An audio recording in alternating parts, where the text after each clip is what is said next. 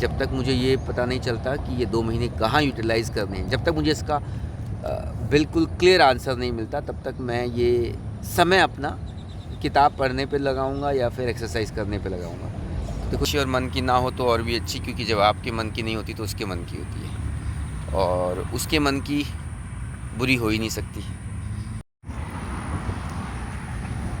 बड़ों को राम राम, छोटों को बहुत सारा प्यार। तो आज हमारी गर्मियों की छुट्टियों का पहला दिन, और देखिए मेरा प्लान था कि इन गर्मियों की छुट्टियों में मैं इंडिया जाऊंगा, लेकिन कुछ इस तरह के सिनेरियो बने हुए हैं, है ना। डोनाल्ड ट्रंप की ऐसी पॉलिसीज़ आती हैं, काफ़ी अनप्रडिक्टेबल सिनेरियो है। तो मैंने फिर डिसाइड किया कि ऐसे सिनेरियो में ये स्टेप ना लिया जाए तो ही बेहतर है, और मुझे अपना ये डिसीजन, अपना ये प्लान चेंज करना पड़ा। वरना मेरा मन था कि मैं सरप्राइज़ दूंगा इंडिया में। चलो, ज़िंदगी इसी का नाम है। हमेशा वो कहते हैं ना, मन की हो तो अच्छी और मन की ना हो तो और भी अच्छी, क्योंकि जब आपके मन की नहीं होती तो उसके मन की होती है, और उसके मन की बुरी हो ही नहीं सकती। तो इसलिए यही सोच के कि चलिए कोई बात नहीं, कुछ और बेहतर होगा उससे, इसलिए ऊपर वाले ने ये प्लान चेंज करवा दिया। तो ये प्लान चेंज होने के बाद मेरे कंधों पे एक बहुत बड़ी ज़िम्मेदारी ये आ गई कि अब ये 2 महीने में कहाँ पे इन्वेस्ट करूँ कि 2 महीने के बाद मुझे खुशी होनी चाहिए कि हाँ चलिए कोई बात नहीं, मैं इंडिया नहीं जा पाया तो कुछ ऐसा किया जो उससे ज़्यादा वर्थफुल है। तो ये एक बहुत बड़ी ज़िम्मेदारी है, क्योंकि इंडिया जाना मेरे लिए बड़ा इम्पोर्टेंट था ये। तो अब उसका सब्स्टिट्यूट क्रिएट करना मेरे लिए बड़ा चैलेंजिंग बन गया। तो मैं बड़ा कंफ्यूज था कि क्या करूं, कहाँ पे ऐसा टाइम इन्वेस्ट करूं कि बाद में मुझे ये रियलाइज़ हो कि हाँ मैंने अच्छा किया। अब कल रात को मैंने प्लान किया कि पहला दिन देखो, किसी भी काम की शुरुआत बड़ा इंपॉर्टेंट रोल प्ले करती है, क्योंकि स्टार्टिंग में आपको एक मोमेंटम मिलता है। तो पहला दिन मुझे इफ़ेक्टिवली यूज़ करना है ना। ऐसे ही अगला दिन प्लान करेंगे फिर। और कोई भी दिन इफ़ेक्टिवली यूज़ करने के लिए बहुत ज़रूरी ये होता है कि उससे पहले वाली रात, सोने से पहले आप उसको प्लान कर लें। मैंने अक्सर देखा है कि जब आप उठने के बाद डिसाइड करते हैं कि मुझे इस दिन को कैसे यूज़ करना है, तो ज़्यादातर समय तो इस सोच में ही गुजर जाता है कि क्या करें क्या ना करें, बस यही सोचते रहते हैं। और फिर दिन ख़त्म हो जाता है, और फिर एट द एंड ये रियलाइज़ होता है, अरे यार कुछ किया ही नहीं आज तो, अरे यार कुछ ये जो दिन था यूटिलाइज़ ही नहीं हुआ। तो इससे बचने के लिए बहुत ज़रूरी है कि अपने दिन को ना एक दिन पहले प्लान करके, सोने से पहले आप अपना दिन प्लान कर लें कि हाँ मुझे इस टाइम उठना है, मुझे ये करना है, मुझे ऐसे करना है। तो ये प्लानिंग करते हुए रात को मेरे दिमाग में एक बात आई जो मैंने बहुत सोच के निकली, कि मुझे समझ में नहीं आ रहा था कि मैं 2 महीने की छुट्टियाँ कहाँ पे इन्वेस्ट करूँ कि मुझे 2 महीने के बाद ये रियलाइज़ हो कि मैंने अच्छा किया जो भी किया, अगर इंडिया नहीं भी जा पाया तो दिमाग में फिर कुछ लॉजिक्स आए, कुछ रीजनिंग आई, वो आप लोगों के साथ शेयर करता हूँ। सबसे पहला तो ये, मैंने अपने एक्सपीरियंस से ये देखा है कि 2 ऐसी चीज़ें हैं, इनमें आप जब भी टाइम इन्वेस्ट करोगे ना, एट द एंड आपको सेटिस्फेक्शन ही होगा। देखिए अक्सर जब हमारे पास फ्री टाइम होता है तो उसको हम कैसे यूज़ करते हैं? उसको हम यूज़ करते हैं, कहीं घूमने चले जाते हैं, है ना। उसको हम यूज़ करते हैं, कोई गेट टुगेदर कर लेते हैं, दोस्तों से मिल लेते हैं। और उसको हम यूज़ करते हैं, हम कोई बुक पढ़ लेते हैं। उसको हम यूज़ करते हैं, हम ग्राउंड में खेल लेते हैं, एक्सरसाइज कर लेते हैं, कुछ ज़्यादा एक्स्ट्रा एक्सरसाइजेस कर लेते हैं। तो ये बहुत सारी ऑप्शंस होती हैं अपने खाली टाइम को यूज़ करने की, और मैंने देखा है इसमें 2 ऑप्शन ऐसी होती हैं जिन ऑप्शन के एंड में आपको कभी पछतावा नहीं होता, कभी भी पछतावा नहीं होता। और वो 2 ऑप्शन हैं। पहली ऑप्शन, अगर आपने अपना खाली टाइम कुछ पढ़ने में लगा दिया है, अगर आपने पढ़ने में इन्वेस्ट कर दिया है टाइम, तो ये श्योर है एट द एंड आपको पछतावा नहीं होगा। दूसरा, अगर आपने अपना खाली टाइम एक्सरसाइज में लगा दिया, आप सुबह टाइम से उठ करके योगा कर लिया आपने, आप एक्सरसाइज करने चले गए, तो ये जो योगा किया, एक्सरसाइज करी, इसके बाद आपको खुशी ही मिलेगी, आपको दुख नहीं होगा। तो ये दो चीज़ें तो ऐसी है कि इनमें टाइम अगर इन्वेस्ट किया जाए तो आपको अच्छा ही लगेगा, आपको पछतावा नहीं होगा।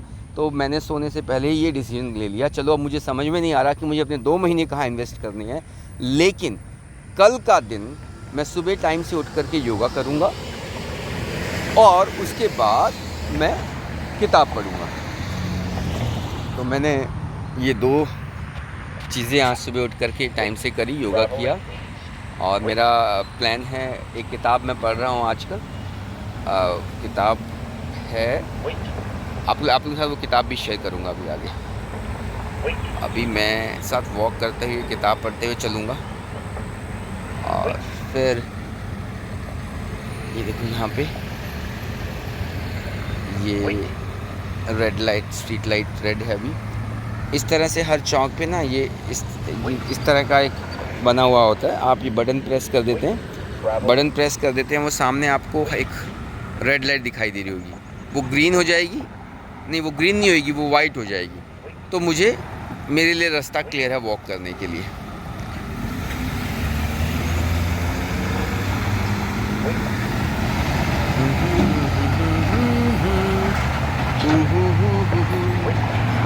इश्क के नाम से डर लगता था, दिल के अंजाम से डर लगता। देखो उगता हुआ सूरज, आशिकी वेट।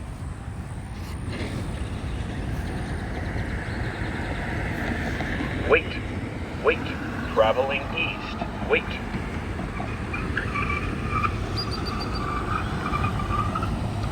Wait.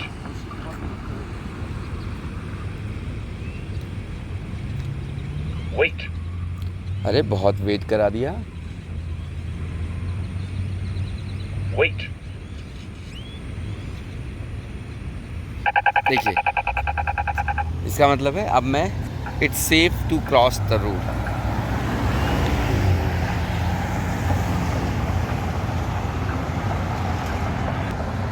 तो अपनी पहली छुट्टी को यूटिलाइज़ करेंगे एक्सरसाइज करने में और कुछ किताब पढ़ने में और at the same time plan करेंगे कि बाकी की छुट्टियां कहाँ यूज़ करनी है, और आप लोगों के साथ शेयर करूँगा यूट्यूब पे गर्मियों में। इस बार ये फुर्सत भरा समय यूट्यूब पे लगाएंगे। तो दोस्तों, मैं 6 बजे निकला था सुबह घर से योगा वगैरह करके, और अब बज चुके हैं 7:15 और सूरज अपने फुल ग्लो पे आ गया है। तो जैसा मैंने आपको बताया था कि मेरा प्लान था कि मैं जब तक मुझे ये पता नहीं चलता कि ये 2 महीने कहाँ यूटिलाइज़ करने हैं, जब तक मुझे इसका बिल्कुल क्लियर आंसर नहीं मिलता, तब तक मैं ये समय अपना किताब पढ़ने पे लगाऊंगा या फिर एक्सरसाइज करने पे लगाऊंगा। देखो ये वाली किताब मैं पढ़ रहा हूँ और इसका नाम आप कैसे पढ़ पाएंगे, मुश्किल लग रहा है। मैं आपको पढ़ के बताता हूँ, make it stick.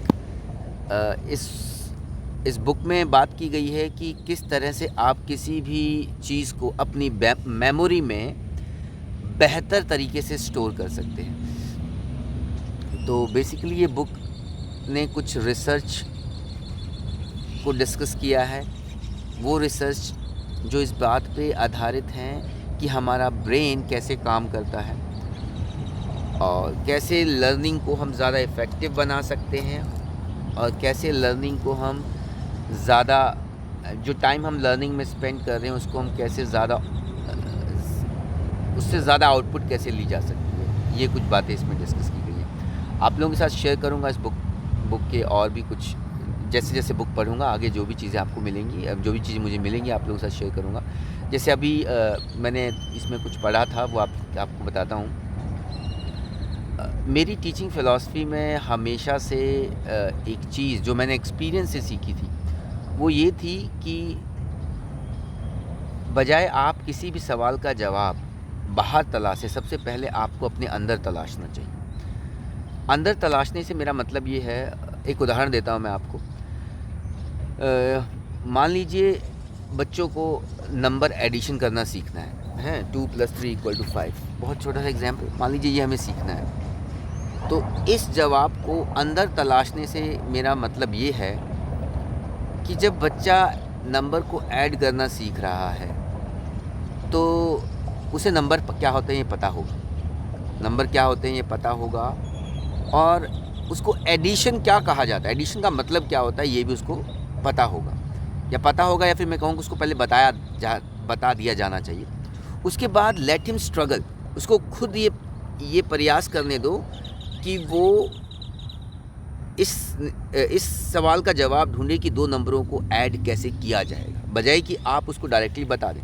For example, अगर मुझे 3 + 2 मुझे एडिशन सिखाना है तो मैं क्या कहूँगा, बेटा 3 लाइन खींच, फिर 2 लाइन खींच, दोनों को एक साथ काउंट कर ले, कितनी बन गई, 5 बन गई ना, तो 3 + 2 = 5 होता है। एक तो तरीका ये होता है। एक तरीका ये होता है कि आपने बता दिया बच्चे, बेटा एडिशन का मतलब ये है कि इसके पास मान लीजिए 5 चॉकलेट हैं और तेरे पास 2 चॉकलेट हैं, और तुम दोनों के पास मिला करके कितनी चॉकलेट हैं, इसी को बोलते हैं एडिशन।